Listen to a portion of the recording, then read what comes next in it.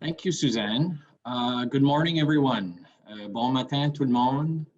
Very happy to be here this morning to be a part of this training forum. Today is the day of the five of a deeper look into the Asian markets. And we will hear from in-market experts, as Suzanne mentioned, who will give tips on how to do business in these regions. Today we'll be learning about opportunities in the Japan market. Tuesday, we'll discuss South Korea. On Wednesday, it'll be Singapore. Thursday, it'll be an overview of Vietnam. And Friday will be Southeast Asia. You'll be offered valuable resources this week, as well as connections into these markets to help you grow your network and find possible new opportunities. We are extremely excited to offer this week of education on behalf of the 4 Atlantic provinces, ACOA, and Global Affairs through the Trade Commissioner Service. Before introducing our first speaker, please note that we'll have a question period at the end of the presentation. So please add your questions to the chat. There's a chat button on the bottom of the program where you can ask your questions, and we'll keep looking at that. We have time reserved for them at the end. And if we can't answer, we'll definitely get back to you. Note that you have access to the presentation in a link below your video screen, should you prefer to follow along with the PDF. So to begin this morning, you'll hear from David Bostwick, Counselor of Commercial and Trade Policy at the Canadian Embassy in Japan. We're very happy to know that David is born in Fredericton, New Brunswick. He's a 20-year member of the Canada's Foreign Service with overseas assignment in both trade and political positions, including Tokyo twice, Los Angeles, Guangzhou, Beijing, and Taipei. In his current Tokyo-based position, David is responsible for investment, energy and resources, clean tech, automotive, aerospace, defense, and trade policy. A good and long portfolio there, David. So in his presentation, you'll hear David speak on the opportunities and challenges in the Japanese market. So I pass it on to David. Good morning, everyone. My name is David Bostwick, and I am the Counselor and Senior Trade Commissioner at the Canadian Embassy in Tokyo, Japan. I am part of the executive team and within the embassy that is responsible for our trade and economic relations with Japan. And I manage a team of about 18 officers that are responsible for a number of a variety of different sectors, including energy, mining, forestry, advanced manufacturing, which includes automotive, aerospace, and defense, as well as investment, clean tech, and trade policy. I've been with the embassy in Japan for approximately 2 years, and this is my second tour. I was initially here on my first posting back in the late 90s, and so it's good to be back in Japan 20 years later. And I would like an opportunity this morning just to quickly thank Opportunities New Brunswick for the invitation for me to speak today at the Asian Markets Forum. I think it's really important that we're able to reach out and be able to engage with Canadian exporters across the country, including in New Brunswick and Atlantic Canada. And it's particularly of interest to me because I am a native New Brunswicker myself, originally was born in Fredericton. Parents are from St. John, and my father is from a small little place in the St. John River Valley. So today's presentation is about Japan, and it's about what we see as the market opportunities for Canadian exporters and New Brunswick exporters in Japan. So for today's presentation, I'm going to start off by giving an economic overview of the Japanese economy to give you a little bit of insight into where Japan's at, both in the lead up to and during the current pandemic. And as well, I will go on to talk a little bit about the strategic importance of Japan and the Japanese market to Canada, leading into an overview of the market opportunities that we see in Japan for Canadian businesses and New Brunswick businesses, and then specifically looking at opportunities for New Brunswick. And we're going to close off the presentation with a little bit of a discussion about business etiquette and key concepts of engaging Japan in your export promotion efforts.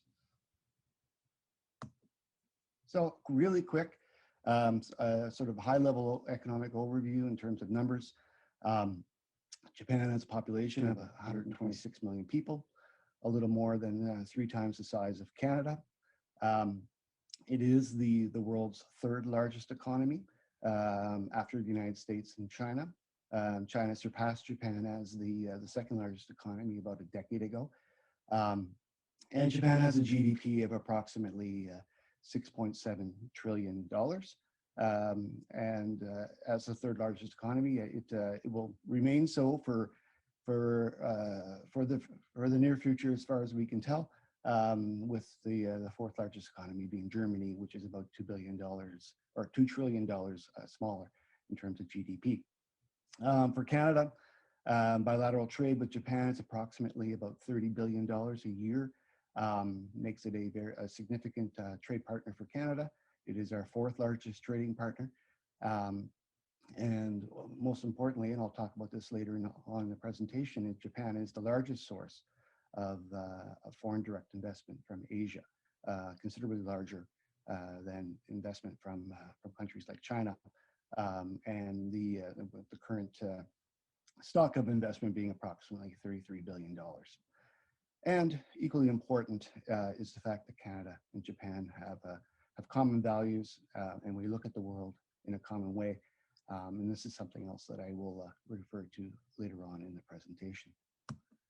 So looking at Japan, I think a lot of folks who have been in the business for some years will recall back in that Japan had gone through a major expansion, a major growth in the 80s and into the early 90s, only to be followed by a sharp economic decline, what Japan watchers call the lost decade, that when it started from the 90s and actually went through until about 5-6 years ago.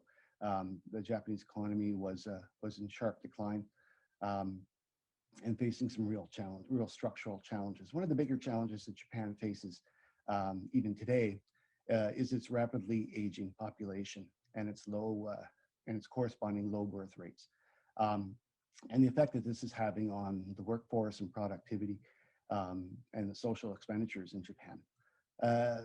Japan is right now is about 27% of the population is over the age of 65. And it's expected, the population is expected to decline by approximately 1,000 to 1,500 people each and every day. And it's very interesting that, when you look at a city like Tokyo, if you come into Tokyo, which is in my background here, it is a extremely vibrant city, one of the most vibrant cities in the world.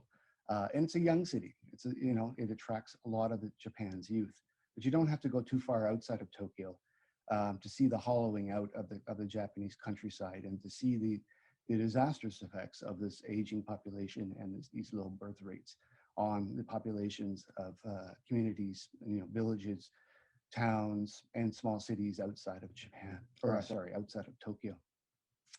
Another interesting fact in terms of the population growth is that here it talks about Japan being about 93 million people by 2060. Another study that I've recently seen has shown that Canada will likely surpass Japan in terms of population by 2060 as well. So, if Canada continues on with its current immigration rates, we will actually be more populous than Japan by the year 2060, which is something that is quite remarkable and is something that evokes a lot of fear within the Japanese. In Canada, our population growth is largely attributed to immigration and to our belief that we need immigration to grow as a nation. We need the talent. But in Japan, this is something, and along with other Asian countries, there's significant cultural resistance to immigration and to bringing in populations from, whether they're from the region or from other parts of the world. There's very strong cultural resistance to actually allowing people to immigrate to Japan. And I'll talk separately a little bit about foreign worker populations, which is a very different issue. But in terms of immigration, Japan is extremely resistant. In terms of the ongoing Japanese response to the COVID pandemic, the situation here in Japan is very much similar to what it is in Canada. We are going through a third wave. The numbers are not necessarily as high as they are in parts of Canada and of course in the United States and Europe, but very much of concern here. And so the government is trying their best to be able to cope with the pandemic. And there's a lot of stimulus being put into the economy. As you see here in the slide, government debt in Japan is at a level that is quite remarkable, at 266% of GDP ratio. It is something that, with Canada being just a little bit over, I believe, a little bit over 60%. Japan is continuing to try to spend its way to ensure that be able to maintain employment and be able to maintain profits for companies that were having a very good year. Japan was having a very good year economically up until the pandemic hit. But also, in terms of Japan and their ability with the economy to be able to manage forward, there's continues to be issues in relation to low wage growth, a rising inequality, and a lot of that has to do with young women who've been particularly hit hard by the pandemic. And there's a continued risk here in Japan always of deflation. And again, looking at demographics, because of the low fertility rates, the government has been trying a number of different measures to be able to improve fertility rates and to improve care for children and for the elderly. But they've also to be able to maintain the economy. They've increased the number of foreign workers coming into Japan. And one of the remarkable things for me, having been in Japan was here in the late 90s and coming back 20 years later, is to see the number of foreign workers within the service industry here in Tokyo, but elsewhere in Japan, and also within manufacturing. And that's purely because they just do not have enough people to be able to fill jobs. Japan, prior to the pandemic, was at full employment, which is about 2%.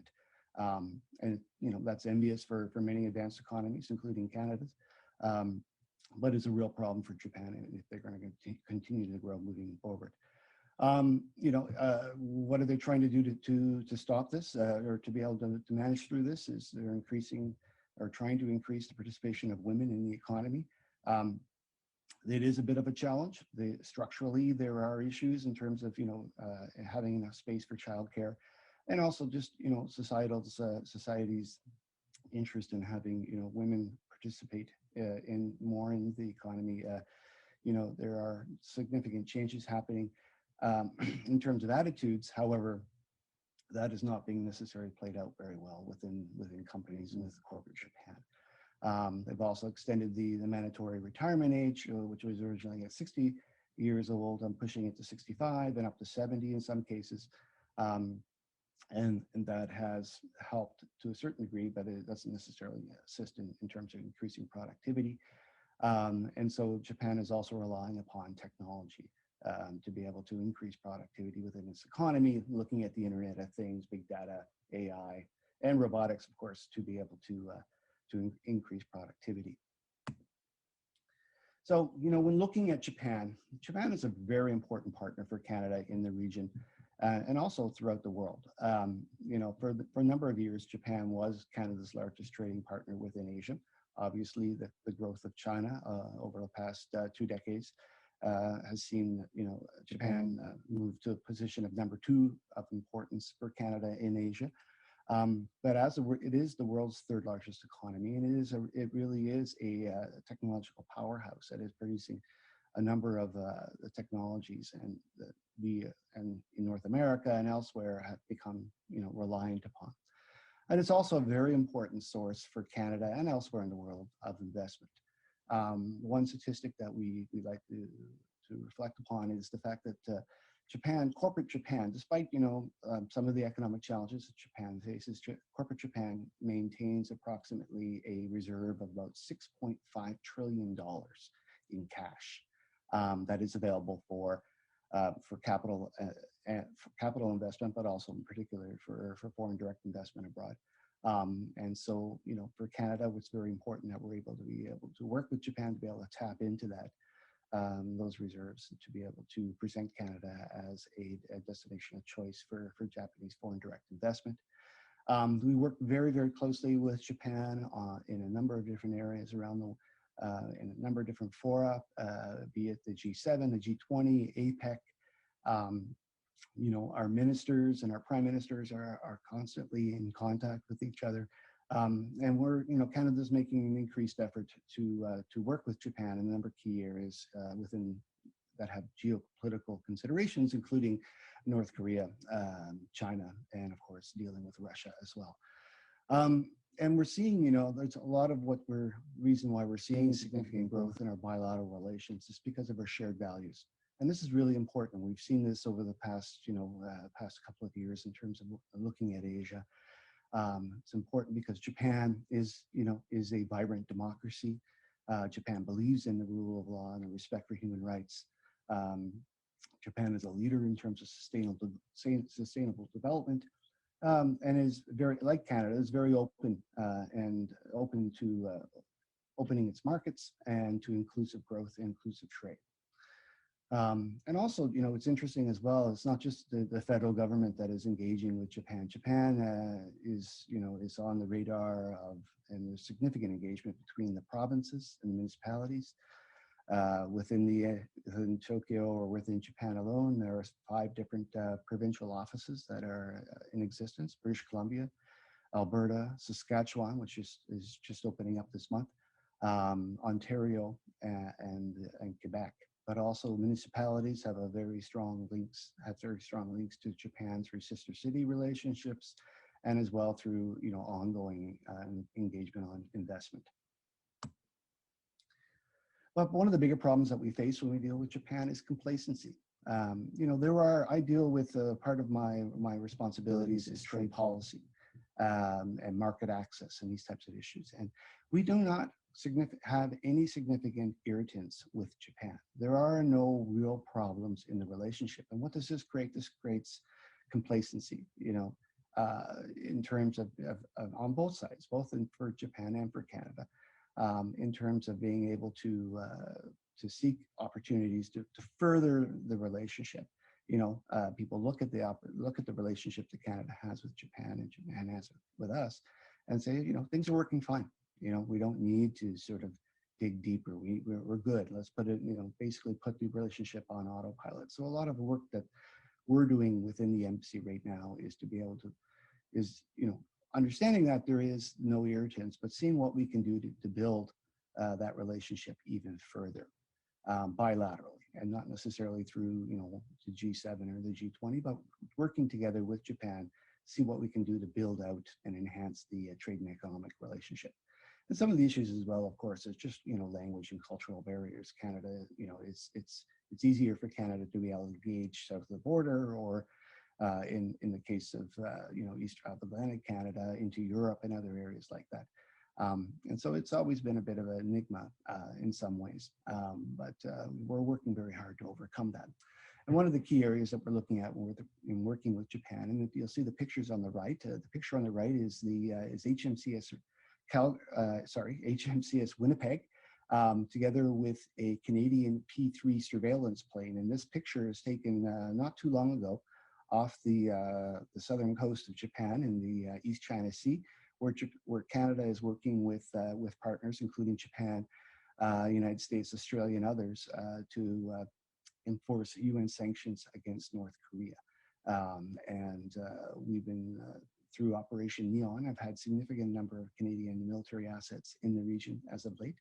And it's allowing us to develop a very strong security relationship with Japan, which helps fill out the relationship in terms of what we have already in terms of trade and the economy. And it's in our best interest for Canada to be able to ensure that we have a stable and peaceful North Asia, and that we work with Japan together to support the rules-based international order and a free and open Indo-Pacific. So turning now to the actual market here in Japan. For those of you, again, who sort of have a longer view of Asia, you'll know that Japan is a significant market and a sophisticated market where consumers demand quality and reliability, and they're looking for world-class products. It's a market also that is, because of the size of the market and the wealth that is here in Japan, it is a very competitive market.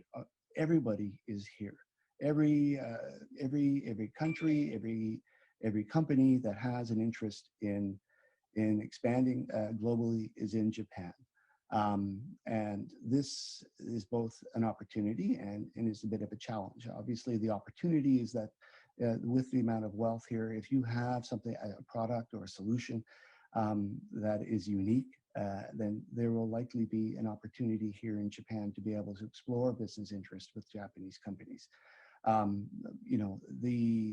The challenge here is that if your product has numerous competitors, either from North America or elsewhere, it's going to be very challenging for you to be able to find your space and to be able to be necessarily successful.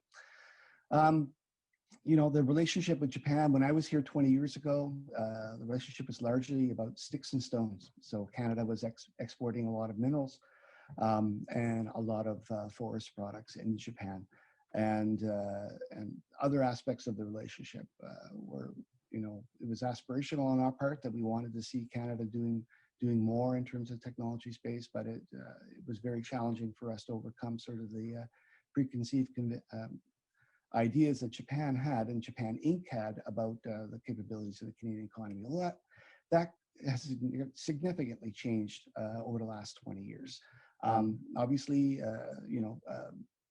minerals and forest products and agricultural products remain our big ticket items in terms of what we're exporting into the Japanese market, but we're also becoming increasingly well known here in Japan for our tech savviness, for areas such as AI and quantum, and I'll talk a little bit about some of that later on in the presentation.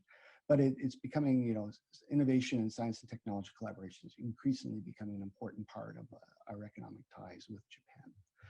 For us, our priority sectors for Japan are vast. We have approximately 50 trade commissioners here in Japan who are working across all sectors. And so a number of areas that are priorities for us here in Japan is aerospace. And in aerospace, it includes working with Japanese companies in terms of production of aircraft. It includes maintenance and repair of aircraft. And it also includes things like space, working with them in terms of innovative technologies in space, satellite development, etc. Agriculture, as I just mentioned, is a very important part of our export mix into Japan. Agriculture and food and beverages make up a significant portion of our exports, and these comes from we look at commodities such as wheat and canola, but also getting into some of the more value-added areas, and in particular, because of CPTPP, we're doing extremely well in terms of beef and pork exports into Japan, as well as fresh fruits in a number of key areas that I'll get into later on. Arts and cultural industries, Japan has a long history and a long love affair with art and with culture. And so we see a number of opportunities for Canadian companies that have some sort of niche products that they'd like to be able to export into this market. Automotive, Japan or Canada is host to Toyota and Honda, who have significant investments into Canada's automotive sector. Toyota is actually the largest manufacturer of automobiles in Canada.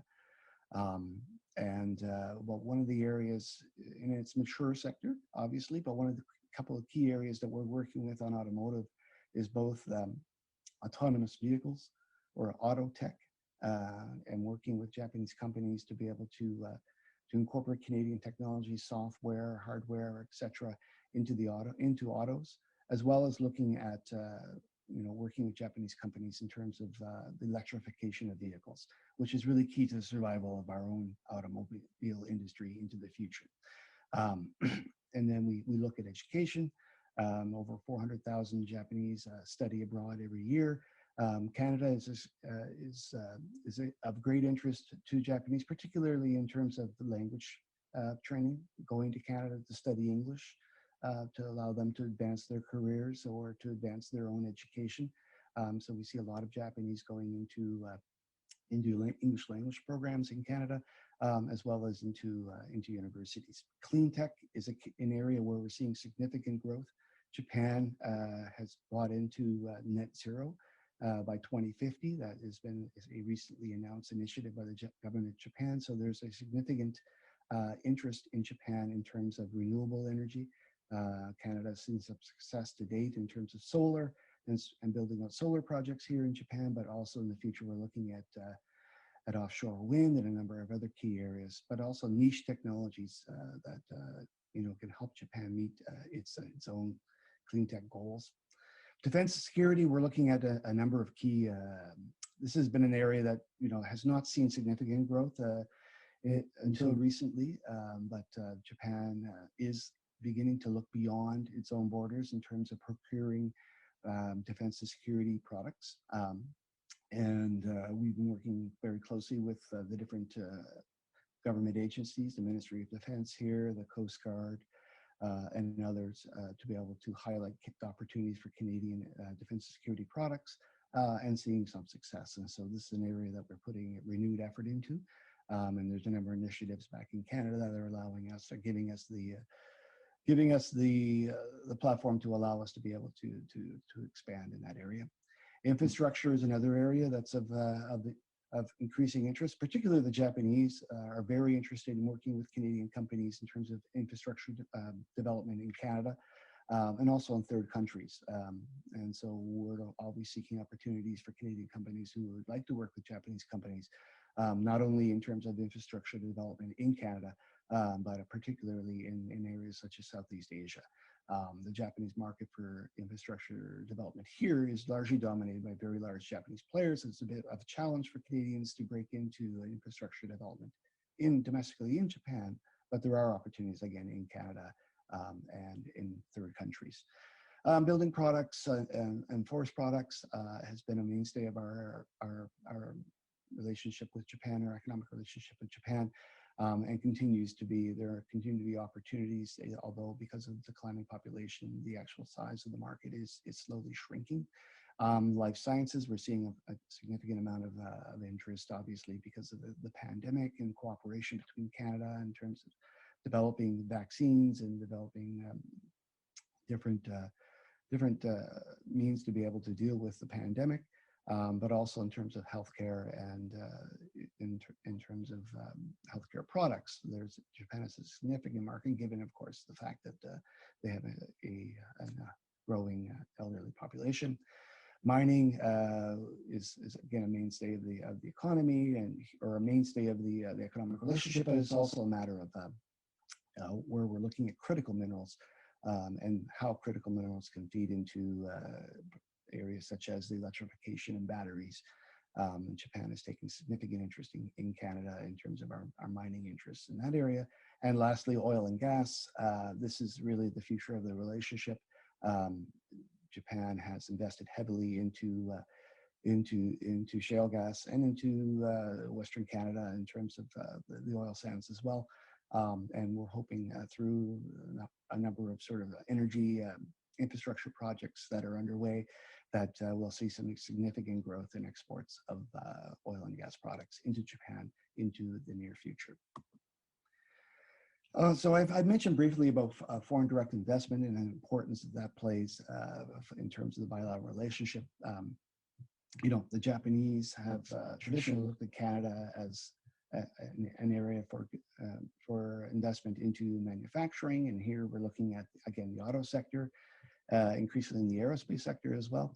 And the interesting thing in those two areas in particular is that Japan, when a large company like Toyota, for example, comes in and invests in Canada in terms of production, it also brings a supply chain with them. And so we're seeing, we've had over the last decade or so significant growth in the number of Japanese companies that are investing in central Canada. Energy continues to be a key area. I had mentioned about oil and gas. Well, LNG Canada project, the $40 billion investment in northern British Columbia. Japan's Mitsubishi has a 15% stake in that project. And so it's a significant investment by Japan into Canada's LNG gas sector. And we're seeing investments as well into areas such as liquid propane gas, which we started to export to Japan last year, and it's approximately $500 million a year now in LPG exports from Canada into Japan, and also significant resources investment into resources into mining, as well as into areas in the forestry sector as well, particularly into wood pellets. But also, Japan is increasingly looking to Canada as a leader in innovation, and they're looking at opportunities to invest into our tech sector and into a number of different areas throughout the country. And there are particular interest on the Japanese side in terms of technologies related to AI, quantum, the Internet of Things, and cybersecurity. And it's interesting, there's a lot of competition out there in terms of folks looking at the Canadian tech market. But Japan plays the long game, and we'll be discussing this a little bit later. And so Japan, as Japanese companies, when they come in to look at investing in Canada's tech sector, they're looking at minority investments. They're looking to be able to work with the company to be able to grow it in Canada. It's not for the Japanese companies, it's not just a matter of an IP play. They want to be able to see these companies grow in place in Canada. And part of that is the fact that it's talent. They're interested in Canada because of our talent. And this is talent that does not exist in Japan.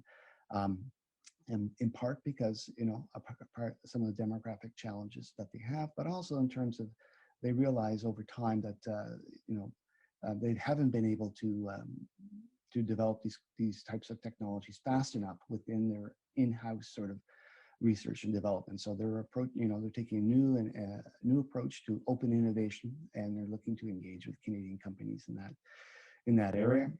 And one of the ways they do this as well is they also will put people into some of the innovation hubs around Canada as sort of a bridgehead for them to be able to expand their own potential for research and development and partnerships, collaboration with Canadian companies.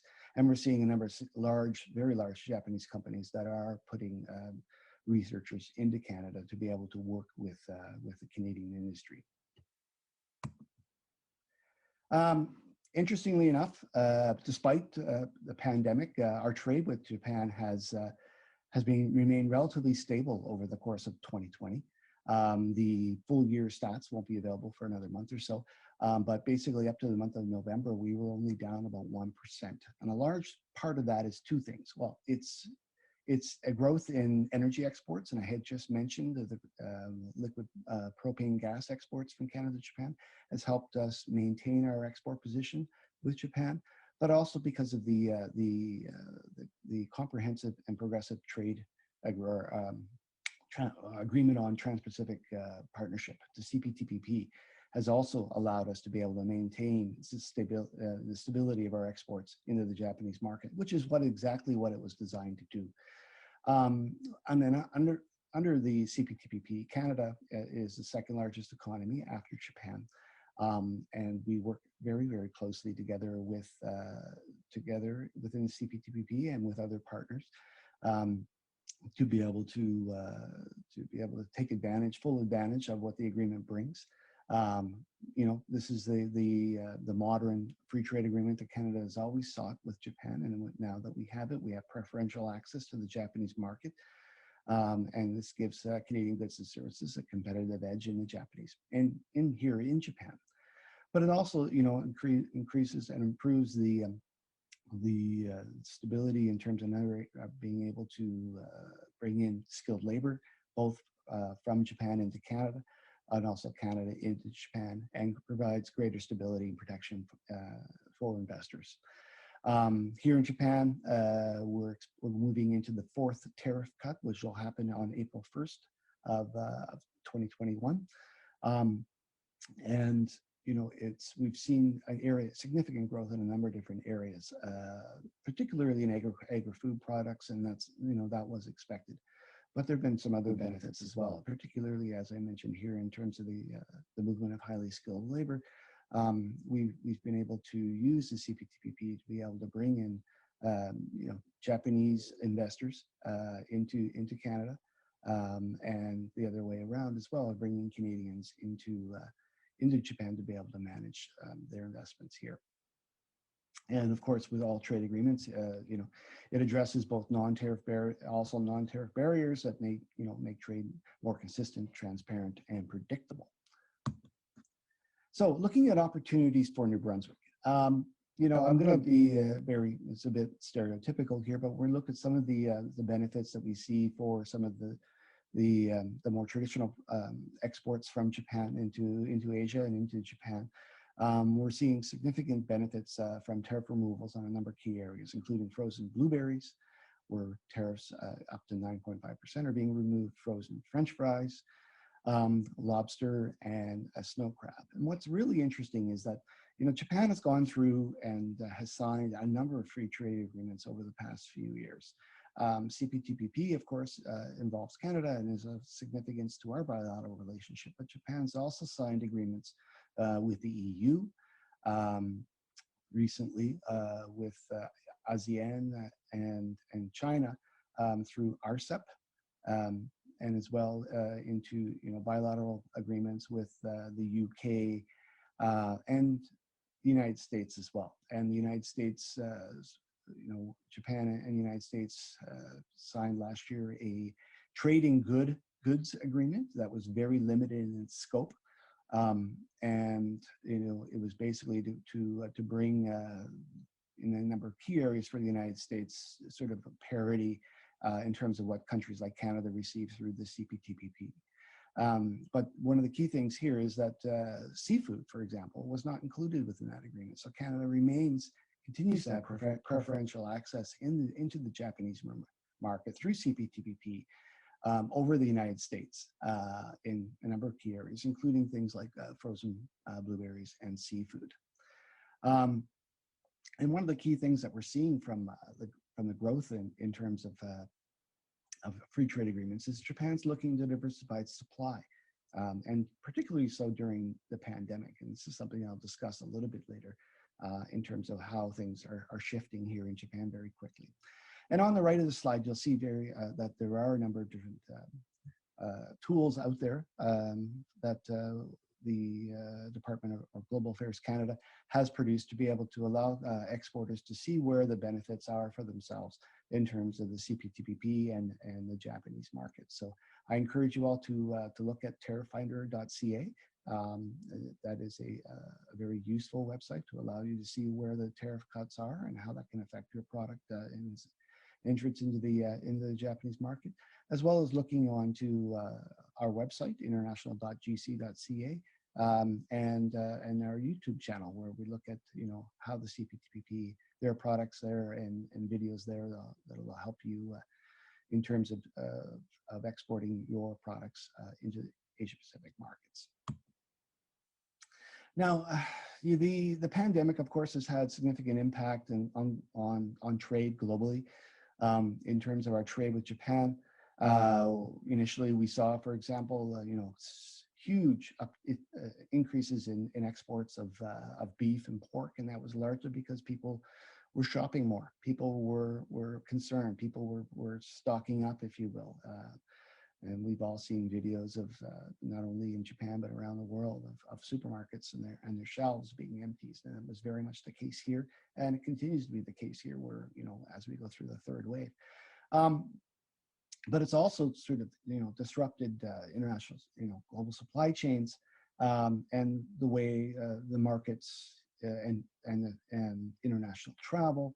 and also, markets like the tourism market. And so here in Japan, they were looking at record numbers up until the pandemic hit in terms of international tourism. Now things have changed. Hotels are empty, resorts, etc., are having challenges. Weddings and other major banquets have been postponed or canceled.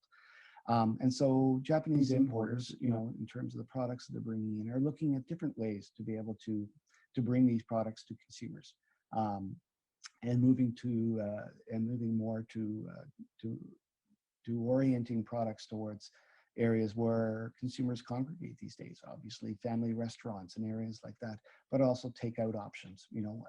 Very much, it's a booming business here in Japan. Uber Eats is something that really didn't exist a year ago, and now is just overwhelming the market.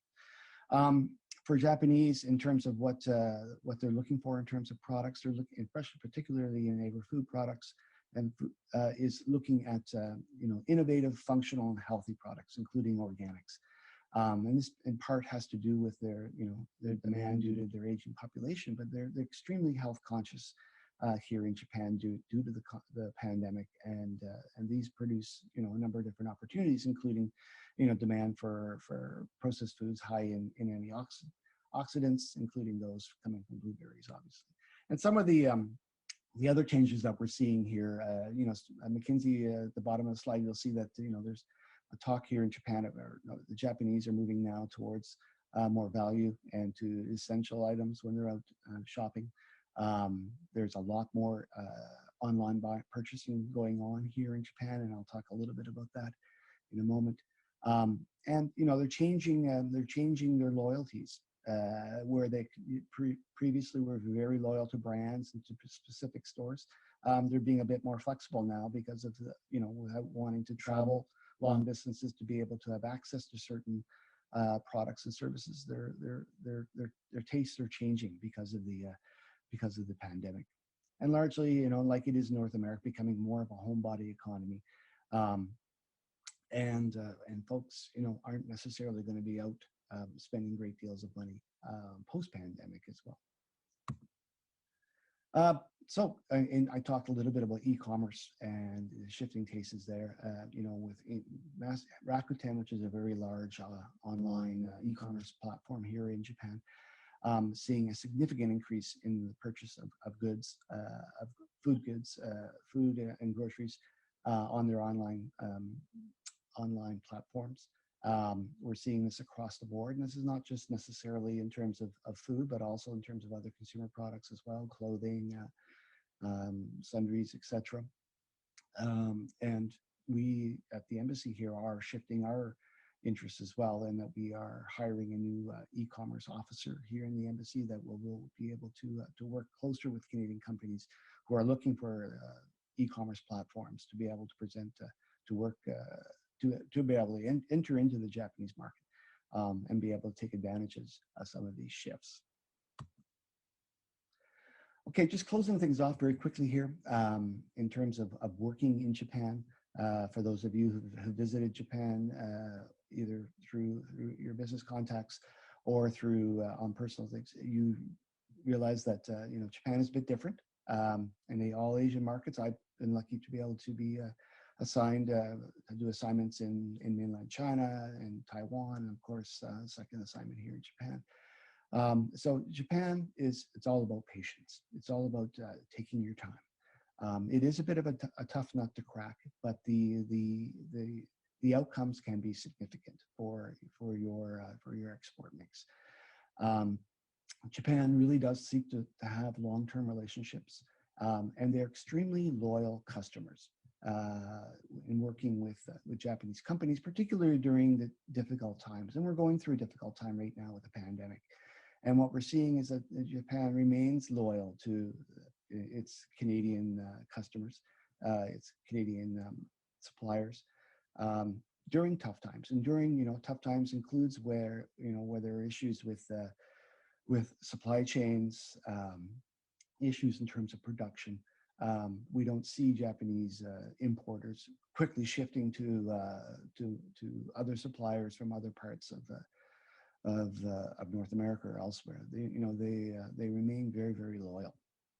And they are looking for a long-term relationship when they're engaging with you. One of the key things as well is that in Japan, decision-making works from the bottom up. It's called, nemoashi. It's the roots of the tree. So you're going to be working, if you're looking at entering into the Japanese market, you're going to be looking at individuals who are, are at the working level, and you'll eventually they will be slowly introduce you to higher echelons within a company.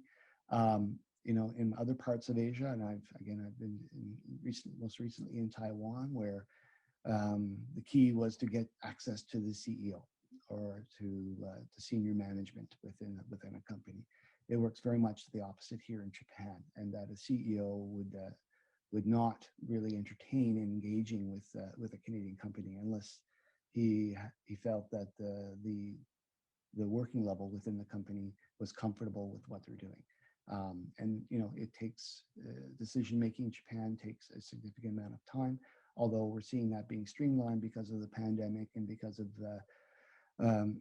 the evolution of the way we do business globally. But still, it is a tedious process, but the rewards are significant.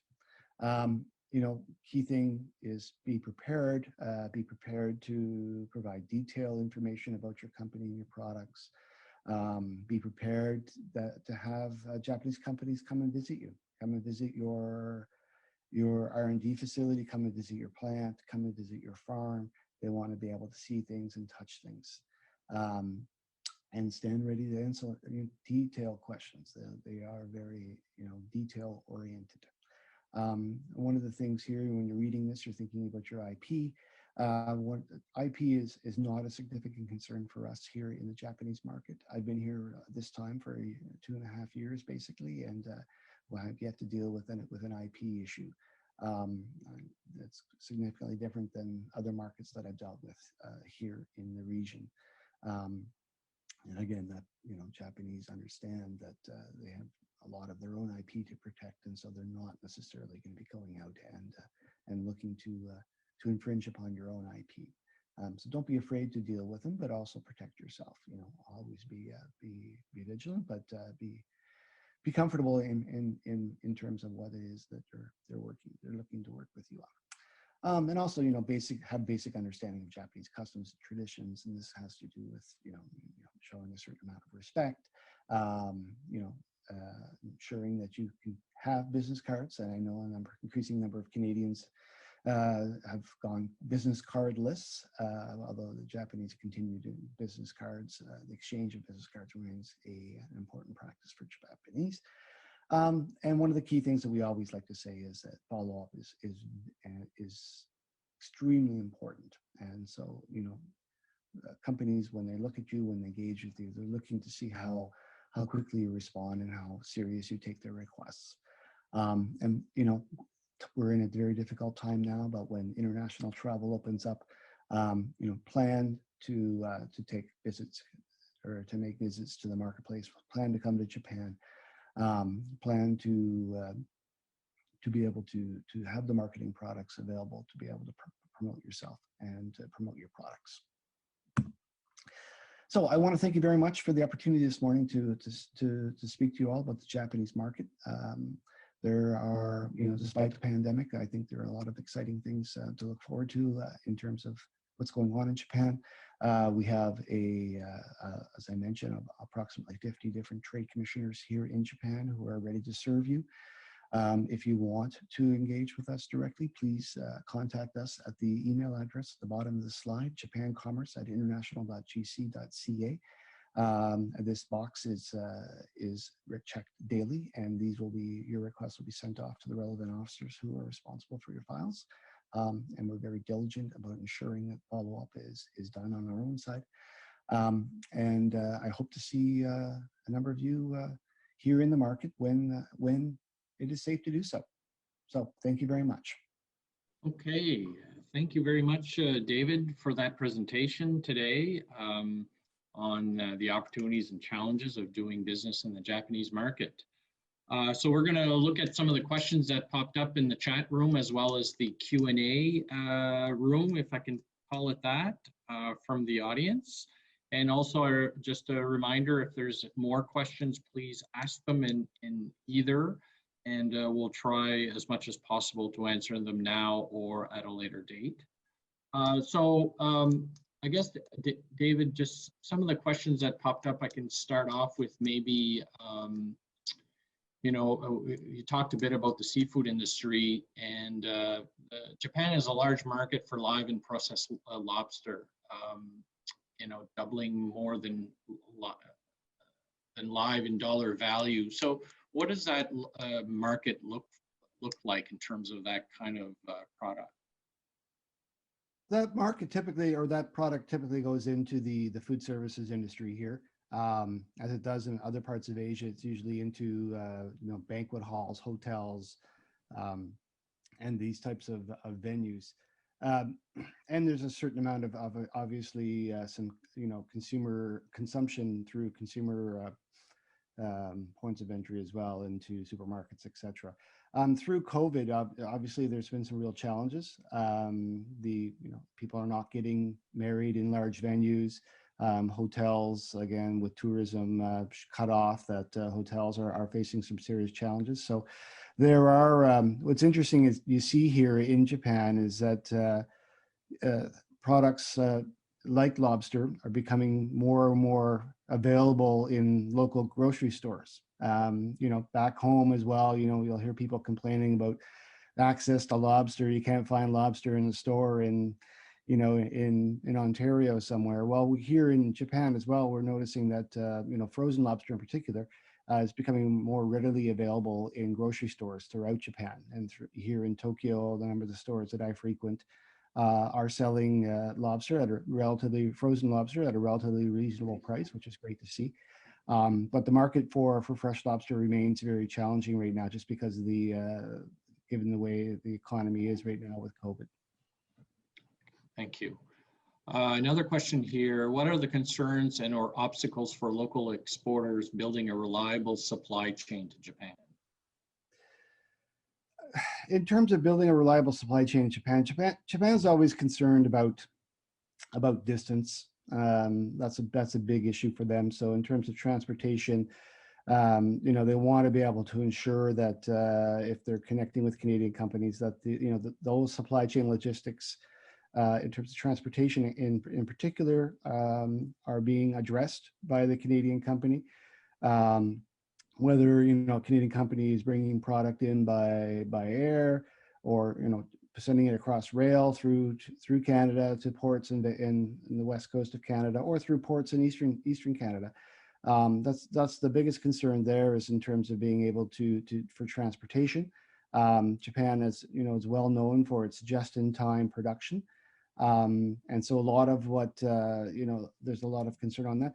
But the other thing as well is that, a lot of the inputs that Canadians are producing for Japanese business aren't necessarily being shipped to Japan. They could be shipped to, be shipped to other parts of Canada and other parts of the North American market. So one of the big concerns that they have, a big picture concern, is free access for example, through NAFTA into the U.S. market. That's a key importance to the Japanese, but also just in terms of the ability of Canadian companies to continue to supply. And we saw some of the supply chain challenges through COVID. There were some challenges on the agri-food side in terms of being able to sustain pork exports, for example. And the Japanese are very keen to be able to continue to work with Canadian companies through some of these challenges. They're keen to work with and provide advice. And one of the things that I had mentioned in my presentation is that they're very loyal, so they'll work with you through some of these challenges. But it's also very important to remain open and honest with them when you're working with them. We'll take one more question, and then for those that have still some outstanding answers, we will get back to you as soon as possible. One question, the last question is there an increase in the demand for natural health products? Yes, I mean, part of this, there's an aging society here, but there's also, Japanese are very, very, health conscious people. So in terms of natural health products, that is one of our growing markets here, and we're seeing, and the interesting thing about the natural health products side of things is that the channels, the sales channels are opening up. And so, as I mentioned about about e-commerce in the presentation, that's becoming a very good channel for Canadian producers of health products to be able to enter into the Japanese market. And it's an area where we're seeing growth in a number of different areas, whether it's nutraceuticals or special oils and a number of other things that are being consumed in great quantities here in Japan. Okay. Thank you very much, David. So we've run out of time, but thank you for taking the time tonight, your tonight, to be with us and talking about your market. Remember, everyone, that if you missed anything, you can have access to David's presentation right here on the event platform, available for viewing or download. So we're going to take a quick break right now so you can check your messages or refresh your coffee. Like I said, we will answer the other questions that we weren't able to get to, and we'll be reconvening around 10:15 for our next speaker, who will be representing Tractus Asia. So thank you very much. Bonne journée. Thank you. Thank you.